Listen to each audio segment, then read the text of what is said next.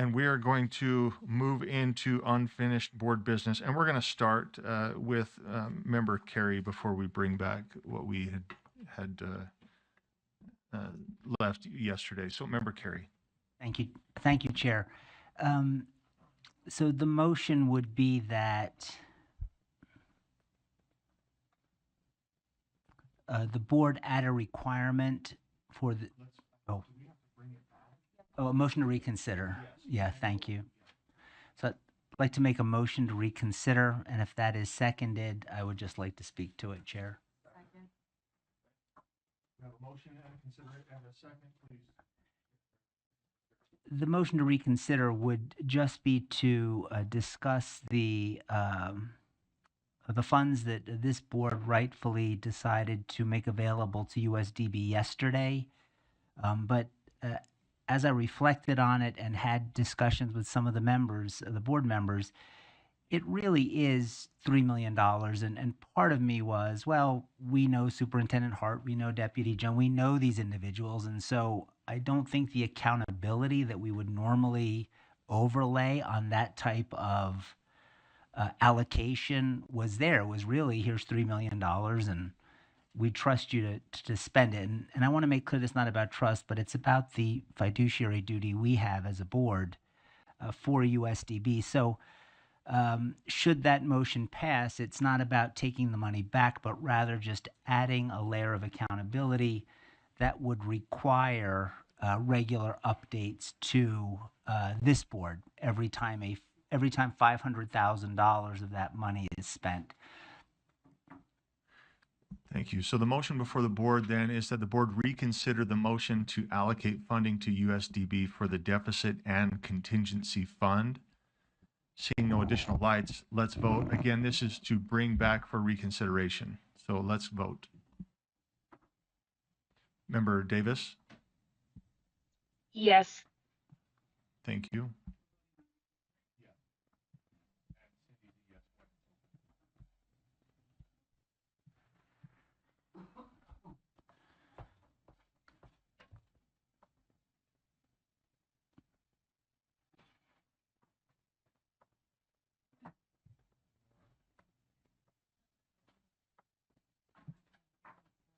That passes 13 in favor, 2 opposed, those in opposition being Member Reel and Member Lear. Back to you, Member Carey. Thank you, Chair. And my motion would be or is that the board add a requirement for the superintendent to provide an itemized list of expenditures to be reviewed by the board for each $500,000 that the USDB spends from the $3 million contingency fund. And we're adding to this. Not necessary, because it should just be as, well, let's get a second and we can discuss. But is there a second to this? We have a second. Back to you, Member Carey. Yeah, again, I think I've already described, I think, the wisdom of having this. And I just think, again, it's an extra layer of protection, not an indication of just an extra layer of accountability. Thank you. Would this be, I've got Superintendent Hart with a question, but would this be done every board meeting? I know that Kelsey was kind of trying to read between the lines here, or would this be just an email to board members? What are your thoughts in that regard? I didn't want to bog it down with those things, so I would assume it would be an email. It could even be provided at the next board meeting after the $500,000 was spent. Whatever would be most convenient, but allowing the board to have that kind of information. Superintendent Hart. I certainly don't have any problem with the idea. I just want to make sure that we're clear on the expectations. What level, like what granular level would that, but I'm hoping that I can phone a friend and maybe you could ask categories or, do you understand what I'm asking? So can you ask it in a financial way? Deputy Superintendent of Operations Scott Jones.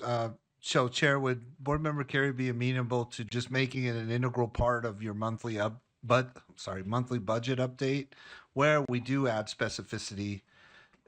We may not, depending on what the decision is. So there's the 1.6 million. We're just advising to do that. So if that were done or adopted, we would report on that. But then as we get to into the contingency, we may not actually end up spending that. But as we did, we would update you monthly on what expenditures to date have occurred within the monthly budget report. We just add that level of specificity for that team. Would that satisfy the transparency and accountability and reporting for those funds? Or? Member Carey. Yeah, I think absolutely. I would only, and I'm sure this is the case, but just confirm that when they're included in that monthly update, they would be designated as expenditures from the unallocated fund. Correct. Yeah.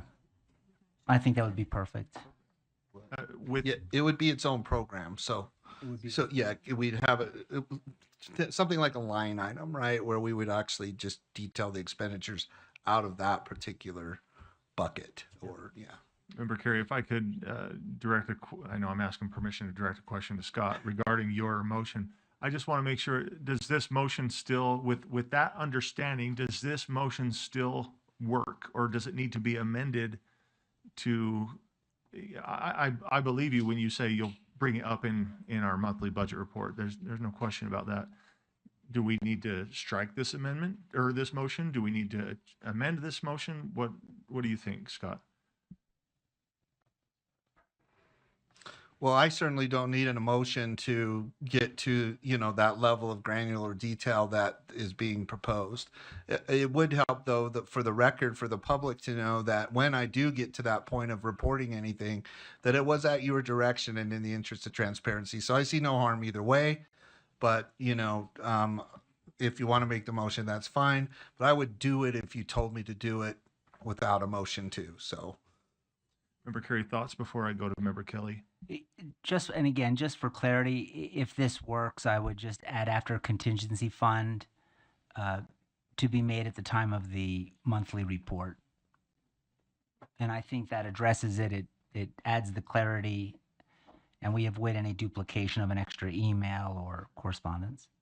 So with that, we're going to call this an amendment. And Kelsey, are you driving? I know, I'm sorry to interrupt, but will you just add on here to the end of this? This is an amendment, and we'll seek a vote quickly. But at the time of the monthly report. At the time of the monthly budget report, I think is what it's titled. Yeah. Is there a second to this amendment? Second. Is there any opposition to this amendment? Okay, so this is our motion now, and I apologize. I said Member Kelly, but I do have Vice Chair Wood, who's been waiting. She doesn't have a light to push, so it's Vice Chair Wood, and then Member Kelly, and then I've got Member Lear. Thank you, Chair. No, I just wanted to make sure that there was an understanding that we may not use this money at all, because it felt like there was a requirement coming in that may never be needed. So, and if we can stay on budget, we hope to not need it, right? We're just trying to make sure that we have all of our, we're organized this time. So do we need an if needed, or we all know that we may never see this report, and that's okay. That's a good thing if we never see this report. Well, I really think I understand Board Member Carey's intent here. I think his intent here is to make sure that we're very transparent about whether we're using it or not. So I could say, by exception, we have not used that as part of the report. I mean, we like that. So yes, either way, we'd do that. But I can always provide you update on whether we've used that funds or not. And if we did, then I can tell you for what. So as part of the monthly budget update. Thank you. Member Kelly. I think that Board Member Wood just captured what I was going to say, but I just want to reiterate that we allocated 1.6 million to cover a deficit, and this 3 million is a contingency. So the goal is that we never have to dip into this $3 million, that we stay within budget. And if we're staying within budget, that this money never gets used or has to be dipped into. And so I just wanted to clarify that, and thank you. Member Lear? Thank you. This is perhaps a follow-up to Superintendent Hart's question, and to Scott, if that's all right, Chair. Yes, please. Scott Jones. And maybe I'm just being a little overprotective. I'll throw in that caveat. But an itemized list of expenditures, is that something that you can readily do? Does that cause you more? So it's not any big deal whether it says a list of expenditures or an itemized list. It's something that you would routinely know and it would be easy to do. That's helpful. Thank you. Scott, will you just answer that on the record with your microphone, please? Go ahead. Yes, it would be easy. That concludes my response. Thank you. Thank you. Just want to make sure we have that on record. Thank you, Bev. Okay, Member Bogus. Thank you. So I see the need for this and we keep talking about it, but if we spend contingency funds, it automatically triggers a report. Am I truthful in that? Because I guess I'm not really understanding why we're debating the if-thens and whatevers, because an automatic report is triggered when contingency funds are dipped into. So I get it, and I think it's important, but I don't think all of the other details are needed at this time. And please make me smarter and disagree with me if that is not the case. Deputy Superintendent Jones. Madam Chair, I don't disagree that it does trigger a report. I think what the intent, though, is to extrapolate the details of that report based on the circumstances that we're in right now. So it'll only be temporary, and it would be very easy, and I could do it as part of the monthly budget update at your direction, at the board's direction, Madam Chair. Okay, thank you. All right. Seeing no other lights, I'll go ahead and read the motion. The motion is that the board add a requirement for the superintendent to provide an itemized list of expenditures to be reviewed by the board for each $500,000 that the USDB spends from the $3 million contingency fund at the time of the monthly budget report. And let's go ahead and vote.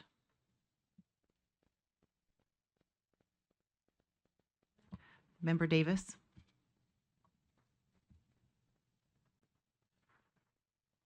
Yes. Okay. That passes unanimously, 14 in favor and Chair Hymas absent. All right, we will move on to, oh, sorry, go ahead, Member Earl. One of the motions we made yesterday, I want to reconsider so we can have some additional discussion on it. I want us to bring back the assessment with the opt-out. So I'm asking that to be reconsidered for some additional discussion. Okay, do you want to phrase exactly what That's you the want? phrase. I'd like to reconsider the opt-out for the two assessment pieces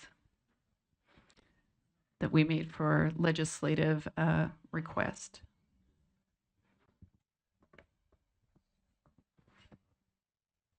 Yes, that's the language from yesterday. And can we just, for the record, so this is You want me to read it motion. off? No, so this, I just want to Yeah. make sure. Oh, I apologize. Our USDB folks, I just want to let you know that we've concluded any of our discussions. So you're welcome to stay as long as you want. You're always welcome to be here, but you're also welcome to move on. Is that address? Okay, I apologize for that.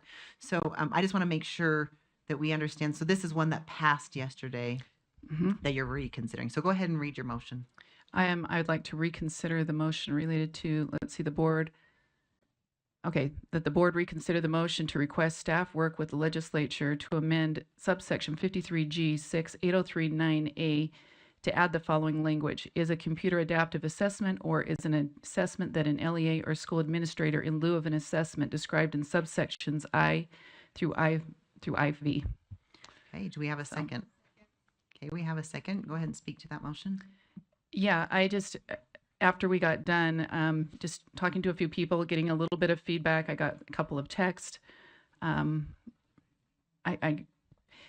just would like some additional discussion with this, trying to figure out if this is even necessary, because students can already opt out with the right of conscience. There's not any piece of the curriculum or assessments or whatever that they can opt out of. So I'm just wondering if this is necessary, if it's going to take a lot of staff time, and then we're using our legislative willpower up there for something people can already do.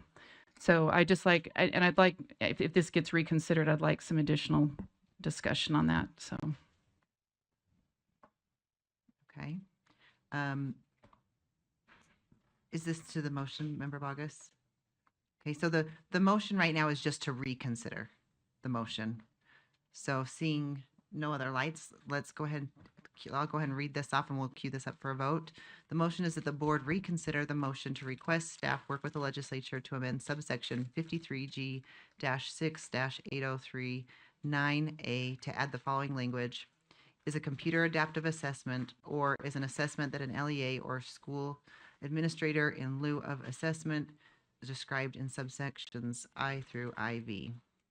Let's cue that up for a vote. Member Davis? Yes.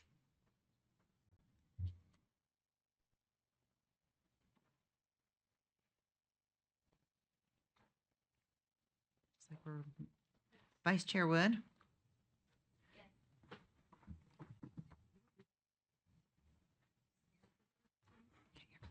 Okay, that motion passes 8 in favor, 6 no votes. Those no votes being Member Booth, Member Lear, Member Green, Member Kelly, and a couple of more. We'll get those on the record. Okay, so now we are back. Who else? Oh, Real and Bogus. Okay, so we are back to reconsidering the motion on the board. Okay. And Member. Yes, and let me just speak to this. Just like I said, I had a number of people reach out, and I asked Member Bogus and a number of other people. I asked, if we're able to use the right of conscience, what is prohibiting parents from already engaging, right? In saying I'm not going to do this assessment. I reached out to a couple of districts this morning and asked, are you having trouble here? Are people not able to use the right of conscience? Some of those districts I reached out to said, we've not actually had a lot of parents engage with this. I had a parent and I'm just giving an example, in the fall that called me about something they exercised their right of conscience on, and I reached out to the district and provided the information for them, and they were able to opt the student and parent out of the particular item that the district was requiring. To me, we're adding more layers instead of just actually educating on what the purpose is of that, right? And so I actually, with that in mind, I feel like we need to do an education piece with what the right of conscience is. It allows these items to already be opted out of, and that parents can do that without a problem. They can refrain at any time. So I don't know. I would appreciate some additional discussion around this, but I feel like this just adds a layer of complexity to something that we could already do. The opt-out portion of this was created years ago before we had the right of conscience, and now I feel like that right of conscience piece really does allow for that flexibility for families that if they don't want the computer adaptive test. And there's very valid reasons, data collection, other things for not doing that. And I think they should be allowed to do that. And if we're having trouble with that, let's address that instead of trying to create more and more layers. So that's my thoughts. And I'd be interested if there's others that have feedback. Okay, Member Bogus. So I would offer that this doesn't create complexity, it creates simplicity, because you have computer adaptive assessments that come into direct conflict with R277-700. So we have that issue that needs to be addressed. So putting this in code addresses that conflict. And as much as we say that they can do it, the reality is in practice, they're not allowing these exemptions to take place in real time under the 205 code. At certain times a year, the number one complaint I get is I opted my kid out of the RISE test and they locked him in the library and didn't allow them to call me and made him take another test. And it's not from one constituent, it's from multiple constituents. And so if that is happening in our schools, it's not a misunderstanding. all of our administrators know about the 205 code. It's not a secret. It's been around. It's hotly debated in schools. Even I have said that the secretary's office is not a holding cell for rock kids. That's, there's got to be a better solution than just sending them to the office to sit in a chair. But the reality is they are not allowing students to opt out of these assessments in real time. This doesn't create layers of complexity. It's hogwash. This creates simplicity, clarity that says when a parent says no, they mean no. And you can't require something even if it's required under another rule. You can't just keep moving the goalpost all the time. That's what this says. It makes it very clear. And I think we need to get it in our codes so that we honor parental rights. I think it's odd that we all run on this parental right platform, but we come into this room and we vote against parental rights. It shocks me. I can't reconcile those two things in my head. And so I think this is simple. I think it honors our parents. I think it says to our schools, you can come this far, but here you have to stop. And so that would be my thought. Thank you. Okay, Member Carey. Thank you, Vice Chair Bollinger. So, and maybe I'm reading this wrong, but I don't look at it as the opt-out issue. 9A already gives the parent the right to excuse a student from taking an assessment.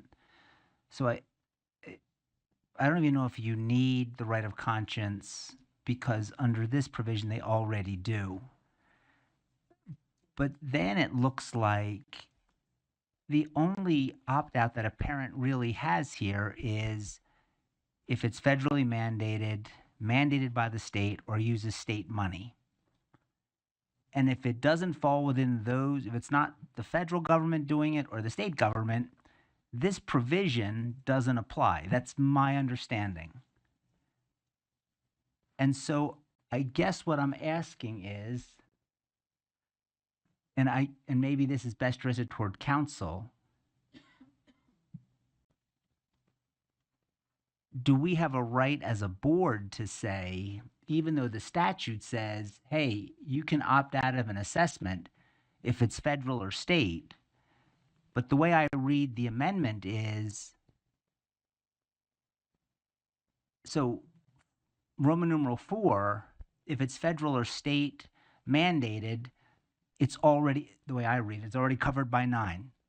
So the question for 5 is, now we're saying, well, if it's not the feds and it's not the state, but it's the LEA requesting it, do we have the authority under the wording of this statute to say, well, the board's going to allow you to opt out? That's the issue that I have with it. If it's federal or state, the language here already gives the student the right to say no. So my question, Chair, with your permission to council would be, given the wording of the statute, can this board say, well, now we're going to say an LEA can't do that? AAG Bill, would you like to? Oh, sorry, address that Vice first? Chair. That's Well, I okay. keep looking No, at you're you. Like, good. why are you looking at me? So, Vice Chair Bollinger.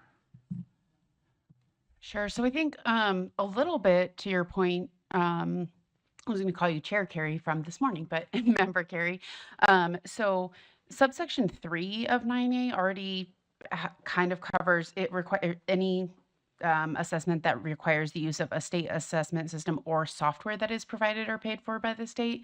So I think that already probably would encompass most LEA assessments. Like most of those are probably being given through software that's provided by the state. But also, I think, like Member Earl brought up, there's this other section of code 53G10-205 that allows waivers for right of conscience that I think would cover any survey, whether directed by the LEA or the state.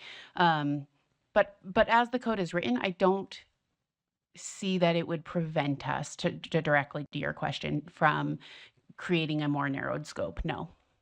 Member Carey, did you have a follow-up? So if I understand AAG Bill, what you're saying is that the opt-out is already included by 3B to the extent that it uses the state software as provided by the state, and if not, there is the right of conscience provision. Correct. I appreciate, thank you. And I thank Board Member Earl. I did not read it that way initially, but I can see why you would interpret it that way. Thank you. Okay, seeing no other lights. Oh, Member Earl. Yeah, I just want to be clear. I think the right of conscience is a parent support. I want to be clear on that. I think it's important that when a parent does have a concern with something, that they go to their district, that they go to their LEA, and that they go through that process. And if they're not able to fulfill that, then I think and I've had, like I said, I've had people reach out to me on that. But I've reached out to my districts, and a lot of them have not had parents use the right of conscience. And I think there is an element of awareness there that I think something that we could participate in, because I think it's broader than assessments, because this is one piece. We could go on with attendance programs. We could go on, right, all these different things that could be incorporated, and then we could create more and more laws around those, more and more provisions, when reality is we can share that this is the way that you can engage, parents can engage, or communities can engage. So I just want to be clear on that. Okay, thank you, Member Britton. Yeah, thank you, Chair. I'm just wondering if we need to do a better job of educating parents on the right of conscience, that they have that, rather than adding more lines to code that they're maybe not going to find. And I'm not sure. I would ask Member Bogus to explain how we're out of conflict in our 700 with what the code is. And because I know in my district, I do see that parents are backed up. I mean, parents can, for any reason, even hold their child back for an extra year of schooling if they want to. And we don't hold them back for academics typically. So I'm seeing that parents have the final say, and I haven't heard of anyone not being able to take a test if they choose to opt their child out. So I would just seek clarification. Member Bogus, can you help with that clarification? Sure, there was about 6 questions there. You want me to go after all of them? Yeah, so R277700 is basically, it has a provision in there that if you don't meet the standards, then you don't get to graduate. That's the clarity of it. So if there's a computer adaptive assessment that helps you meet the qualifications in R277700, and you don't want to take a computer adaptive assessment, then you don't graduate. That's just the reality of the situation.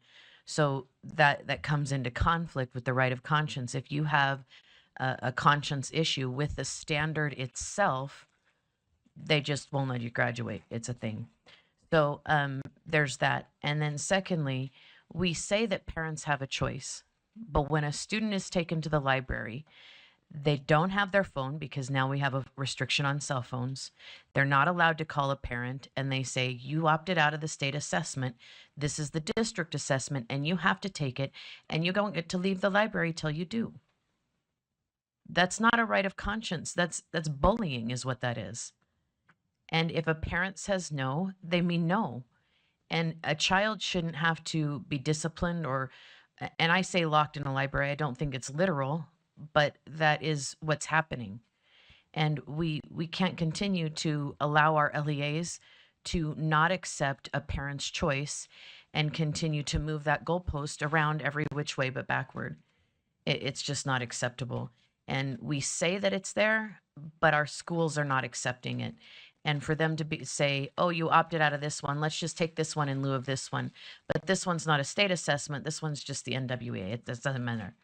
Like, when people opt their kids out of computerized assessments, there's a reason, and we shouldn't add 6 or 7 different options on the back end of that opt-out to try to gather data that parents had initially asserted they didn't want gathered to begin with.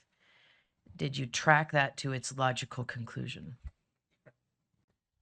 Member Britton, yes. Yeah, I just wonder, maybe it's a different thing by districts, because I'm not seeing that in my own children's district. Like, I feel like they're so responsive to the parents when they want to opt out of something. So, Well, and I would say I'm thankful that at least one district in this state is doing that. In my area, at certain times a year, every day, 2 or 3 phone calls.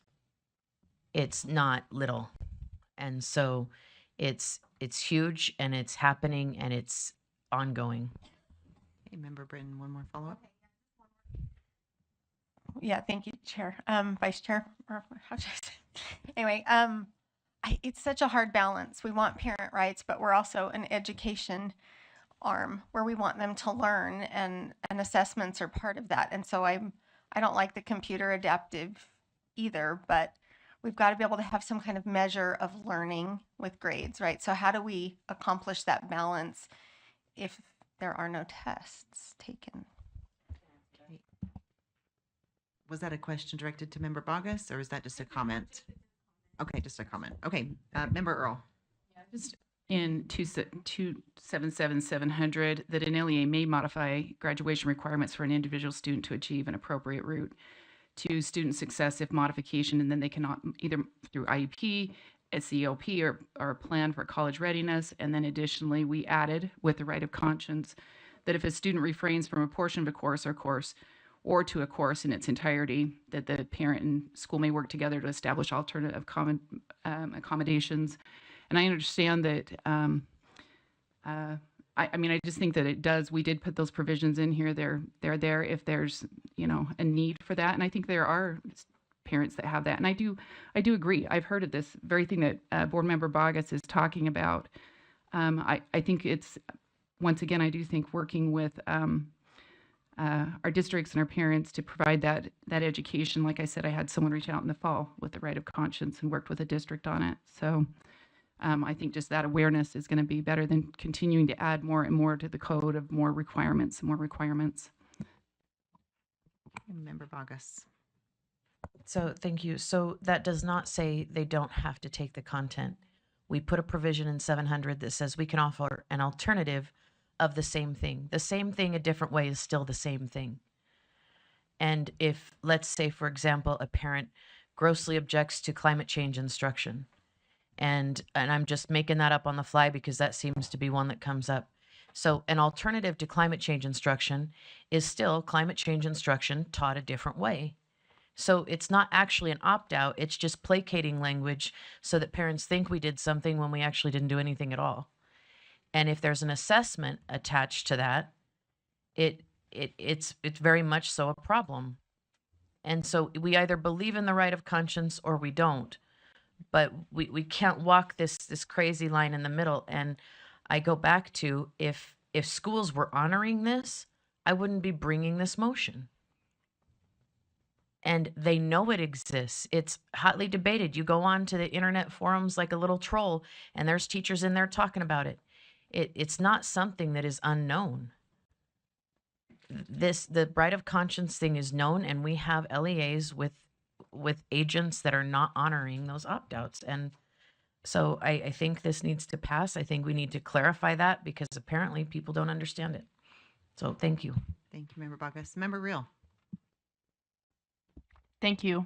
I am glad that this was brought back for reconsideration, and Member Lear and I, mostly myself, was a ding-dong saying that we didn't want to bring it back, but I did want to bring it back. So we were both like sitting here. I'd like to make a motion that we remove this request from our legislative code requests.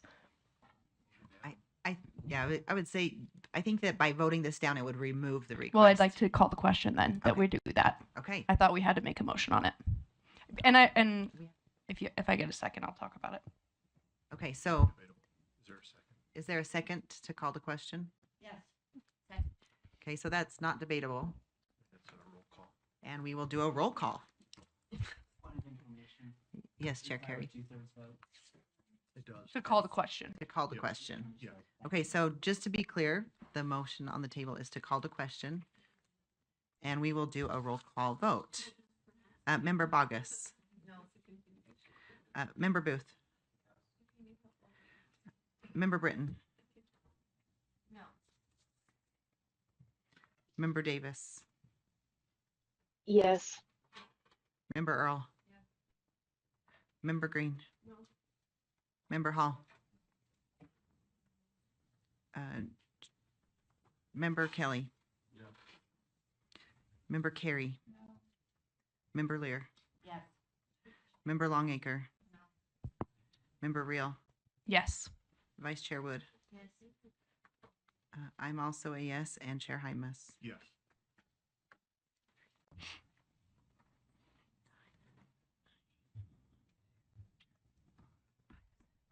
So that is 9 to 6. Okay, it's still on the floor then.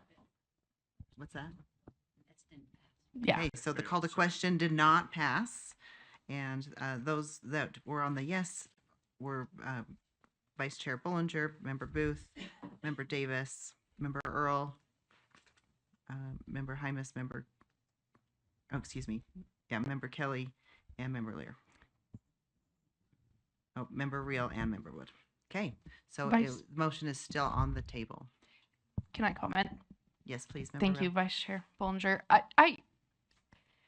I am personally, my perspective, I think that we have gone plenty far in the code on how we are allowing for flexibility for our parents and our students when it comes to our assessments. And I believe, and when this came up last year, I believe there was a similar motion made last year during the legislative session. I remain the same in my thought on this, which is that we have provided plenty of flexibility for parents to make sure that they opt their students out if they need to. And although I think it's fun to hear anecdotal evidence of certain parents having certain experiences, I do not hear about this happening. In fact, what I hear more about is how complicated and complex and how much extra work it is to provide a lot of these different opt-outs for parents. So I am opposed to this as a legislative code request, and I think that we have plenty of laws and things in code that allow for parents to have flexibility when it comes to their students and their assessments. Okay. With that, no other lights. I'm going to go ahead and read the motion. We will go ahead and vote. The motion is that the board requests staff work with legislature to amend subsection 53G-6-803, paren 9, paren A, to add the following language: is a computer adaptive assessment, or is an assessment that an LEA or school administrators or school administers in lieu of an assessment described in subsections I through subsection IV. Let's go ahead and vote.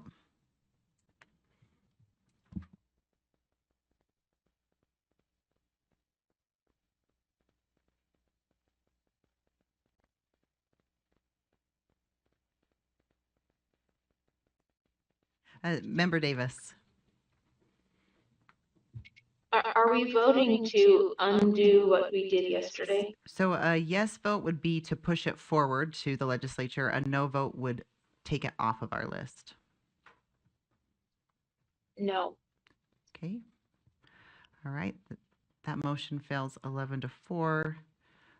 The 4 votes being Member Kelly, Member Britton, Member Green, and Member Bogus. And with that, I will turn it back to Chair Hymas. Thank you, and my apologies for stepping out. Sometimes you have to work.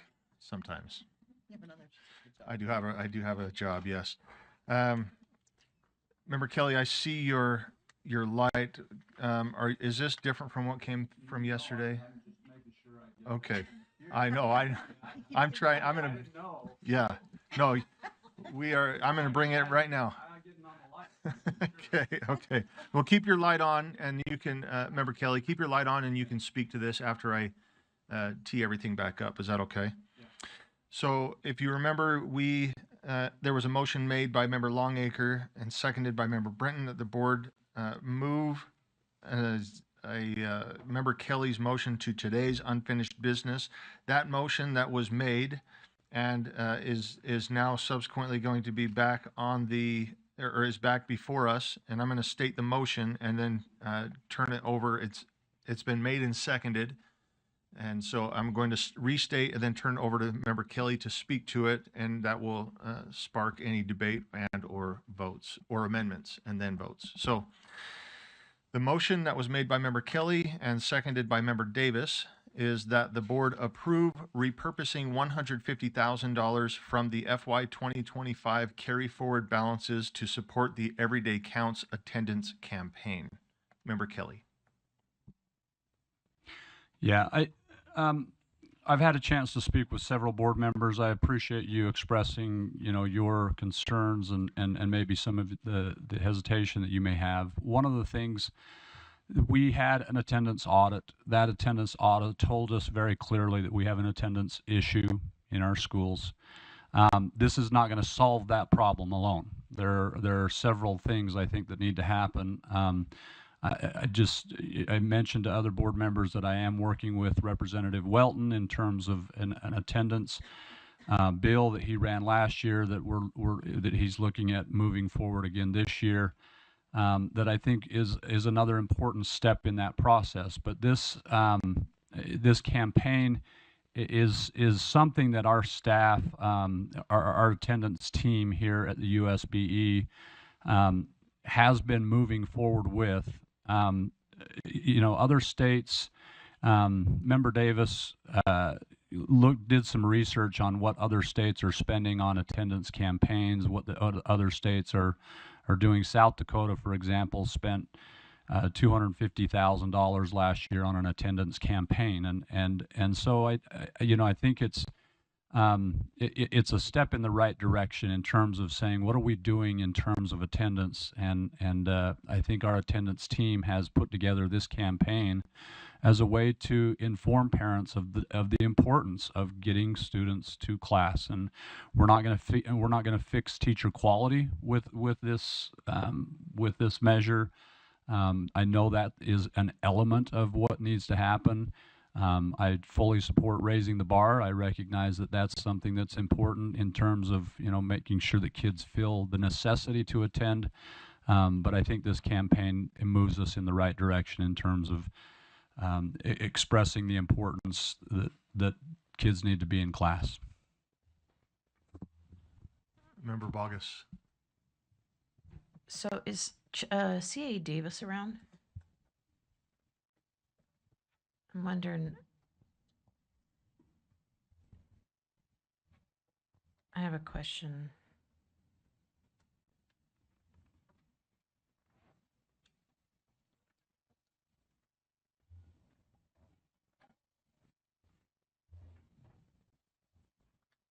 We're just waiting for the public here. We're just waiting to see if CAE Davis is available. Yeah, Member Brinton, go ahead while we wait.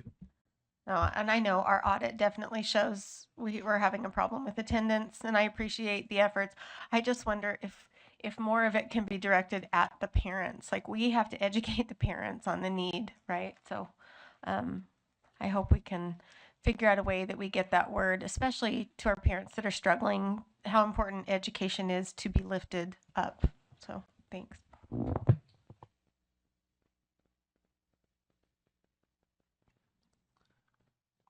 Member Bogus, do you want to ask your question, or is it specific to CAE Davis? Specific. Okay. Member Earl. Yeah, just have a couple of slogan possibilities to add to this. I'm just throwing them out. I thought these were good. I like the raise the bar, but there was so maybe. Hold on, not all these are good. Rejoin the journey. We're elevating excellence. Level up our. Let's see. Push forward. We're leading the way. Step up. The bar has been raised. Anyways, I think I'm just saying I think adding something more than just get your kids to school, right? Just letting you know we're working hard too to really meet that educational excellence and improve academics. So whatever we move forward, I'd like just a piece of that in there too. Just that we're working hard and would love to have, you know what I mean? Would love to have you help us do that. So thank you.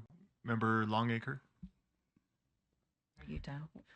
I think you're spot on, Board Member Earl. I think that's why I'm having a difficult time not getting behind this, but just every day counts. Well, why? Why should my kid go to school if he can just do the same thing on his Chromebook and finish in an hour and have the whole rest of the day? I need a reason why my kids should be going to school, and it's so important for them to have their behinds in the seat again when they can just be staying at home and doing the same thing. So I love if we can beef it up and add something more to it, like Why do we want them to come to school? Because we're raising the bar and We're it's a whole- elevating excellence. elevating Something like- excellence. I think that's a great idea. Member Carey? Thank you, Chair. Yeah, you know, I like the idea. I follow USBE's LinkedIn profile, and I know that they have been doing or running a attendance campaign, unpaid, and they're just trying to put out these posts about thematically why it's important you're in school, why you need to be there, and I do enjoy seeing them, but I can understand the struggle when you don't have the staff or the funding to really put together a campaign. And you see it, but I think the messaging is well done. I think the designs and the graphics, and they, for me, I see at least 2 or 3 a week. So I don't know how you manage that, but thank you. So I'm okay with the campaign, and I'm glad they didn't come with a, $500,000 request, which I wouldn't think would be out of the realm of possibility when you're talking about a statewide campaign. But I would like to know, and again, as someone who supports the motion, but what would be, like, how do we measure success? So we do this, how do we know whether this money was well used or not? And I could ask that to Board Member Kelly or staff, but who would be best positioned to address, as a board, how can we measure success at the end of this? How do we know if this was money well spent? If we could, Member Carey, can we direct that to we've got a couple of staff members here who are working on this campaign, and perhaps they could best address your questions. I was going to direct it to Board Member Reel, given that she's a marketer, and she could probably tell us, but You want to make a thank comment you. before they jump? Sure. Yes, thank you, Member Carey. I've spent my entire career doing marketing to try and get kids to go to college. So I know this very well. And I know that I'm sure what you're going to answer is talking about the analytics and the data on how well the ad campaigns are doing and any sort of call to actions that we have, the landing page, how many people visited, whatever, et cetera, et cetera. It's hard, obviously, to know based on if we deliver an ad to parents, a targeted ad to parents telling them something, if that means that that kid went to school. So there's going to be a disconnect there on really knowing exactly. Whereas some ad campaigns, you can say, I know that I placed this ad, that kid went to the apply now button, they applied, and they actually attended because I can follow them all the way through.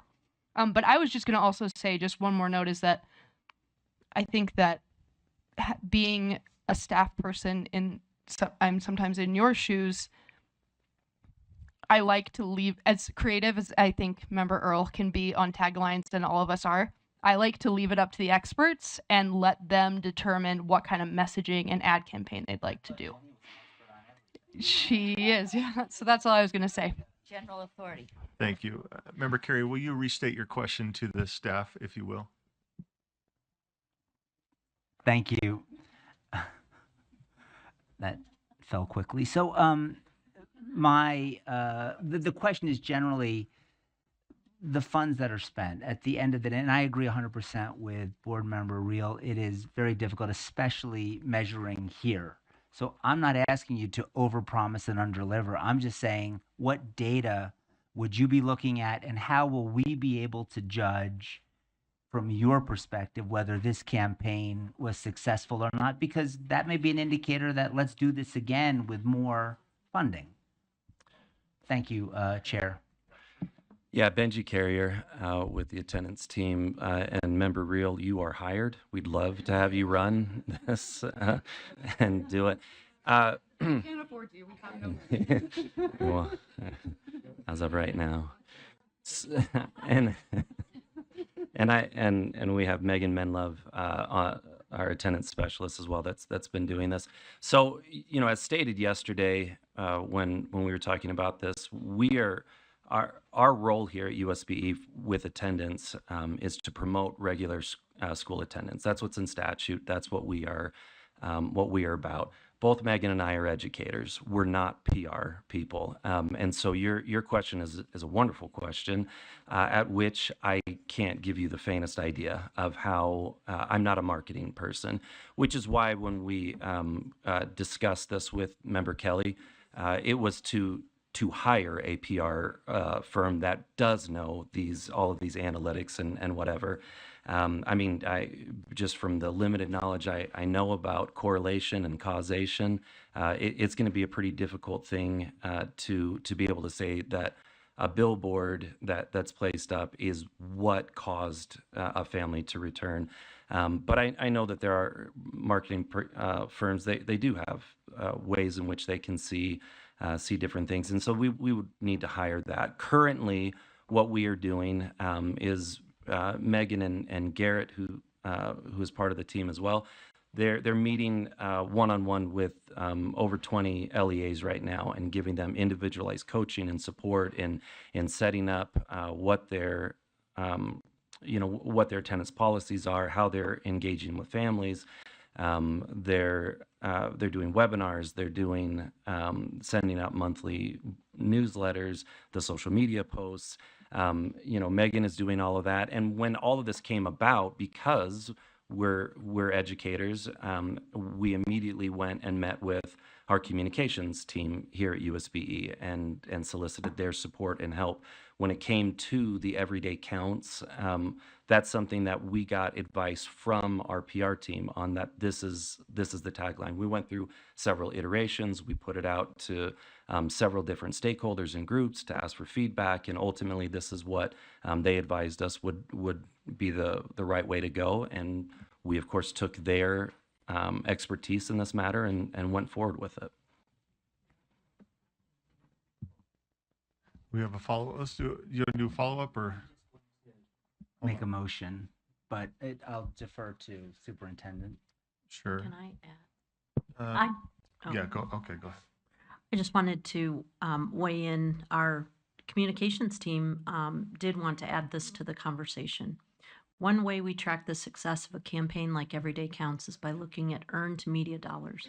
When a local media outlet does a story on the campaign, which many have, we look at how much it would have cost to pay to run a story or ad of similar length through that media outlet. I don't have the numbers in front of us, but that is one way that we, and it shows how we use different parts of the agency to try to further the goal of getting something like this across the finish line. We can get the data on those metrics if you'd like, and we do that. We track that through critical mentions in media. Okay. Let me assess what's going on here. I got Member Carey who has a motion, but I want to respect Member Bogus who has been waiting patiently on this motion with a question. So before we go into another area, I'm going to ask Benji and Megan to slide over so that Debbie can fit at the table. You don't have to leave the table. Just slide over. That's all. Because, yeah, Debbie's chair is super close to Rod. And, yeah, no, you need that buffer. I hear you. Okay. Thank you, Debbie, for, showing up when called. Yeah, we appreciate that. So, Member Bogus, go ahead. Well, first of all, I'm going to owe our CAE Davis some extra gifts for coming on the fly here. In reviewing the attendance audit is what we're talking about right now. There's some things in there that I find deeply concerning. One is the reliability of the data, that we think we have a problem, but the data is not valid. So how do we say we have a problem? That concerns me. And then there's specifically one line in here that I'm going to read out loud. And if you would like to comment or tell me that I'm wrong and make me smarter, I would appreciate it. Member Bogus, just let me get some clarity here. And I don't want to ask a question and have it hang here.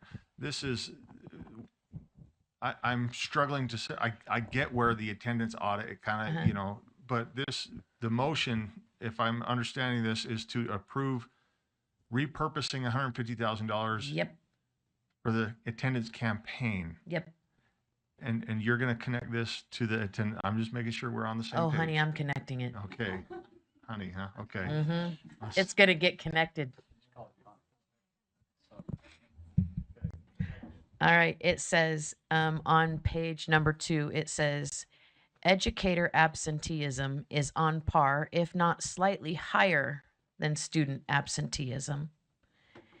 And removing a high quality educator from a classroom may impact students' perceived or desired need or desire to attend. And so if that is true, and maybe I'll just kind of let you comment on that, because my point board is that if we don't have educators in the classroom and we keep telling kids to come to class and all they have is a substitute and a video to fill the time, it's a waste of our money. And this whole audit, it goes into all of those things. Can you maybe help me understand better that I'm wrong or that I'm right? Or because if we're going to expend this money, maybe we need to expend it toward our teachers first and our students second. It's a question that I go ahead, make me smart.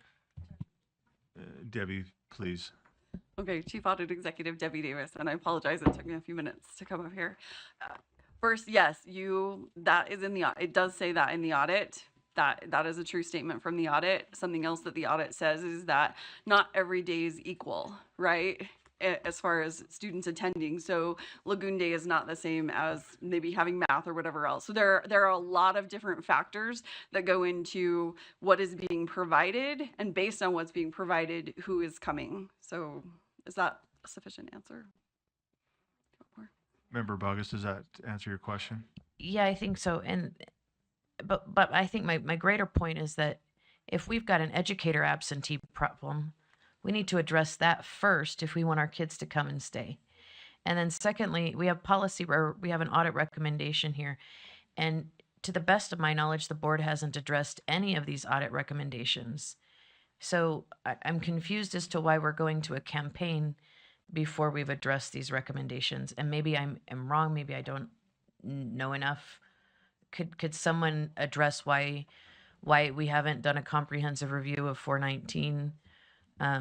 Some of these other things, can you help me understand that better? I think you're asking, yeah, Elise or Molly, yeah, because I think the question was the statement was that the USBE hasn't done anything. It does. Thank you for that correction. It doesn't appear that and so I think the USBE has done anything. So I think Elise, if you want to speak to that. Yeah, just to that last comment, we are actually bringing 419. We've been reviewing that as a policy team amongst not only board members, but also the entirety of the staff. It's a huge rule. It applies to the finance department, not only, above and beyond the attendance team. So that is actually coming to committee in November. So get excited. Get excited. Oh my. Okay. Follow-up, member. Follow-up, member Bogus. So have we addressed the rest of the recommendations in the audit? Superintendent Hart. Yes, sorry about my relocation. I just needed to collaborate. Anyway. We have a comprehensive list of, so what happens when the audit came out? We took all of the audit recommendations, we parsed them out to different sections, we brought people in who may be of help, we indicated areas for potential legislative support. We started working on the rule. We will be, Deputy Jones and I will be presenting and talking with superintendents on Monday about the attendance audit and getting feedback from them. So there's a whole flurry of activity. At any point that the board wants an update on that, we would be more than glad to provide it. I know the team is working very actively on that. Just say the word and I'll provide the report. Thank you. One final, okay, we'll do a final one. I'd like to get off of the audit as it's not what's before us, but we'll do a final follow-up. I get that the audit and the attendance audit and the attendance campaign, but if you're waiting for the work to be done on the attendance audit, then vote no on this campaign funding. That's the simple solution. But Yeah. Member Bogus. I don't support this, and I will tell you why. It says because only 54% of parents responding to the survey reported that their students enjoy public education completely or quite a bit. And both parents and students responding to the survey reported, and I'm quoting, that friends were their biggest motivator for attending school. So if that's the case, I don't see how, without educators and educators who, as a part of this process, are more absent than our students, we're putting the cart before the horse. If we're not going to address what's going on inside our schools, yelling from the rooftops that school is important is going to be fruitless if we're not going to address the other side of the door. We can get them in the door, but if we don't address what's going on inside the door, we've just extorted the taxpayer for $150,000, and we're not addressing all of those things. I don't think it makes any sense, and so I just am not in support. Thank you. Thank you. Thank you, Debbie. I'm hoping we won't go back down the audit route. If be on call. Thank you. And thank you for that. Let's move over to, is Member Davis next? I know Kelsey's ready. Member Davis. Thank you. Just a couple of points. I appreciated all of the comments that Member Kelly made at the beginning of this whole thing. I could not have said that better myself. It's exactly what I was thinking. I wanted to note that when we did look at what other states are spending currently right now, because several states are attacking this issue, they're spending more in the million frame than the 100,000 frame. So this is more like kind of just an entry level. We think this matters. Our folks are already hired to do this very thing, and they've already started, but they can only go so far. They've been running this Everyday Counts initiative, but they could use a boost to get it a little bit farther down the row.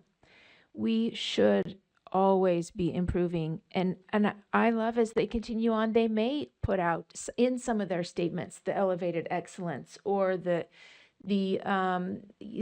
bar is high. We're in top 5 of the nation AP rates. We are second in math. Throw out some of these things that we are doing so well, so people know, come and get what we have to offer, and we can continue to raise. And we do that with the standards that we have. But just very quickly, I just pulled up some of the data, some of the benefits, even status quo as education is exactly as it is now. Data studies have shown that consistent attendance impacts higher academic I'm sorry, you guys, I have a migraine. Higher academic achievement, increased graduation rates, reduced crime and incarceration rates, which turns around with recidivism, economic growth and stability, improved public health, and stronger civic engagement. So I think it's worth just saying, you know what, come to school. We'll keep doing our job. We'll keep raising the bar, and you come and work hard and do your studies and live great lives. Thanks. Member Longacre. Every day counts. Yes, attendance counts. But if you walk through any school in the month of May, once RISE testing is over, does every day count? Once kids turn in their Chromebook, does every day count? Once you pass Memorial Day and kids are still in school after Memorial Day, does every day count? Absolutely not. I totally want to give you your $150,000 for Everyday Counts. I want $150,000 for another campaign. It's just, this is so important, but it boggles my mind that we say Everyday Counts when we know at the heart it doesn't. I disagree. We'll talk later. Every day does count. It doesn't mean it's utilized by people, but every day does count, in my opinion. I've got Member Carey. Thank you. And Chair, I just would like to do a motion to amend. And the amendment would just be to take the language from my amendment and just add it as a second sentence to Board Member Kelly's motion. And then if I could speak to that. Sure. So I'm going to read it, and if it doesn't sound right, let me know. And again, this is a motion to amend to add at the end of Member Kelly's motion, at the conclusion of the campaign, staff shall provide a report summarizing the campaign's performance, including key data and metrics. Do we have a second? Okay. Member Carey? Thank you. So I do think it's important that we do the campaign, but to learn from it, I think we need this performance data. And so that would be my caveat. And I appreciated the conversation, and I don't think anyone at the table believes that spending $150,000, $500,000, $1 million, there's no silver bullet to get kids back to school. But I think I guarantee that everyone at this table could think of a school or LEA in our respective districts that is doing something imaginative and different to bring students back through their front door. This allows us to do a little something. I think what this board did yesterday, our number one funding priority, was saying we want a para in every classroom K through 3. And we may not equate that directly with attendance, but I think there's a direct correlation between saying to teachers, we value you, we recognize you, we want you to focus on what you want to do, which is to teach. And because of Board Member Longacre's motion, we're sending that message. And I think all those things combined is what begins to shift the needle. And so I absolutely agree. Not one thing, but it's the culmination, right? It's that combination of going out and demonstrating our recognition of how important this is. And I think collectively, that's what moves the needle. So thank you, Chair. Thank you. Elise, did you have a question regarding this motion? I did, if I may, Chair. I just wanted to get clarity on the motion because we want to be able to follow through with this, that there isn't right now a planned end date to the campaign. And we thought it might be better to say at the end of the school year or annually, just to make sure that we provide you with the information. Member Carey?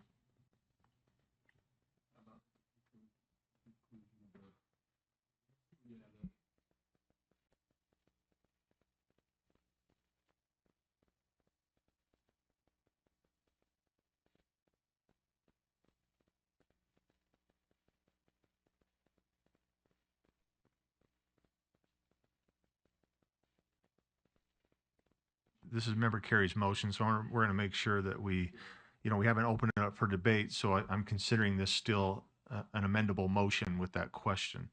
So I want to make sure that we have it right before we start debating and take a vote.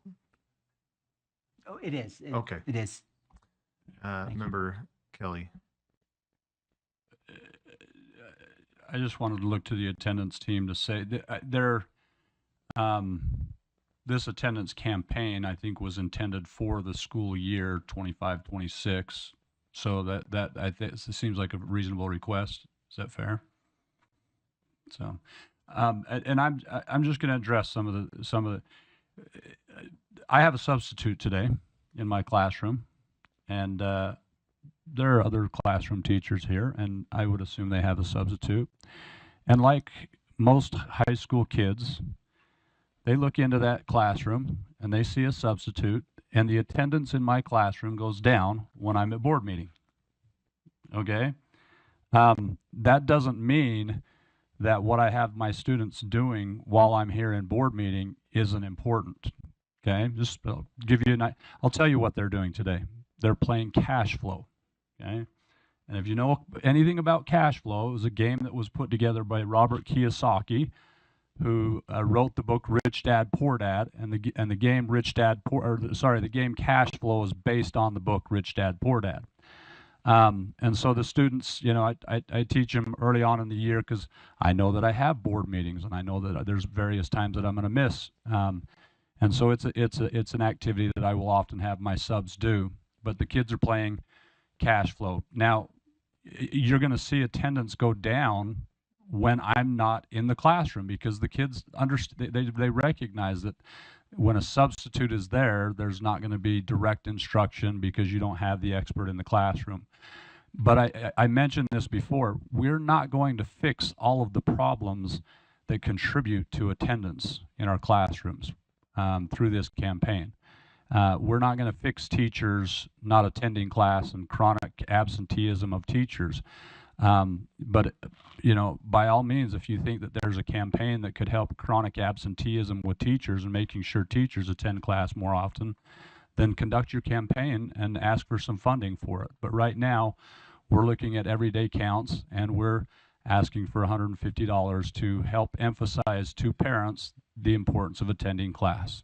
So, oh, $150, not just $150. Okay. Yeah, was that an amendment? No. Okay. Yeah.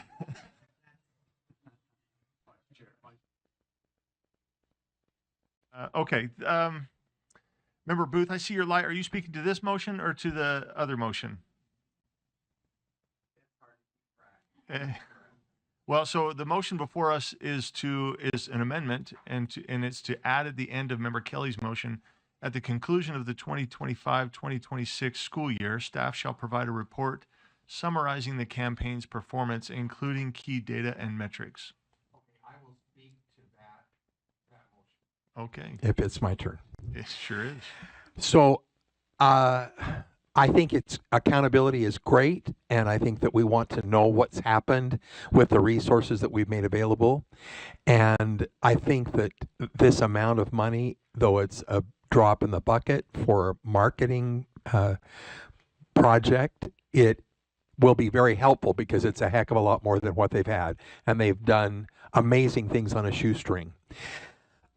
It breaks my heart that there are so many places that our board members observe failure in the classroom and in our schools. But I just want to give at least a nod to the remarkable classrooms and the amazing teachers and the great parents who, in the districts that I represent, are in the schools, in the classrooms, helping to make magic happen, and they are making magic happen.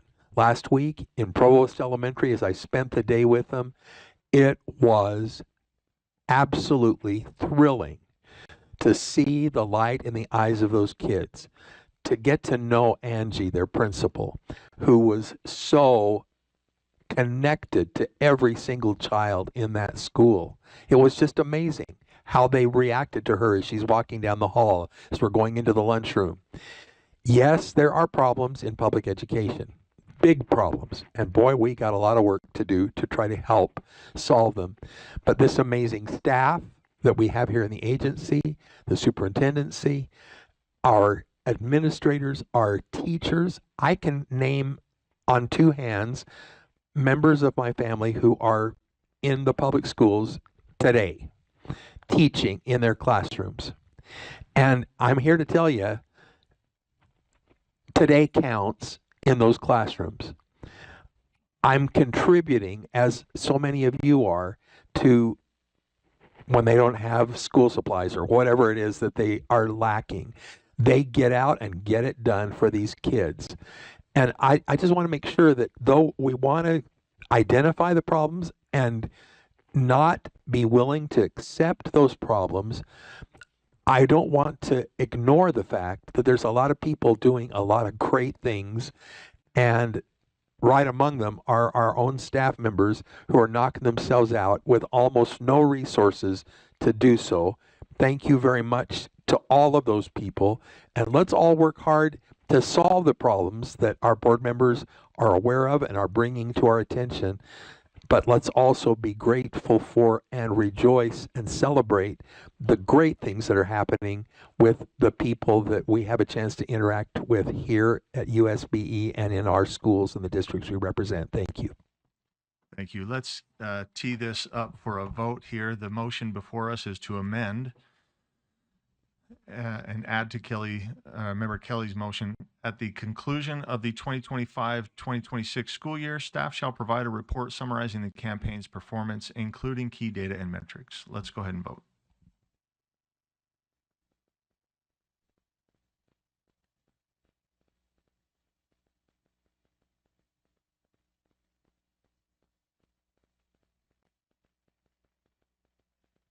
That passes unanimously, which brings us to our next vote before we move on to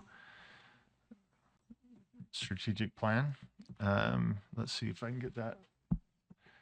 That will be that the board approve repurposing $150,000. I know, you got in my head. Let me start over. Well, $150 1,000 times. How's that? The motion is that the board approve repurposing $150,000 from the FY 2025 carry forward balances to support the Everyday Counts attendance campaign. At the conclusion of the 2025-2026 school year, staff shall provide a report summarizing the campaign's performance, including key data and metrics. Let's vote.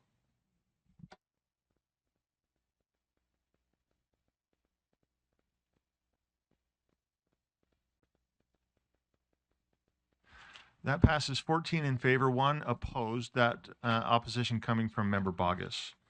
Board members, that concludes our unfinished portion of the board meeting. We are going to relocate and reconvene downstairs. Vice Chair Wood, will you give us some direction here, where we're going and what time? Yep.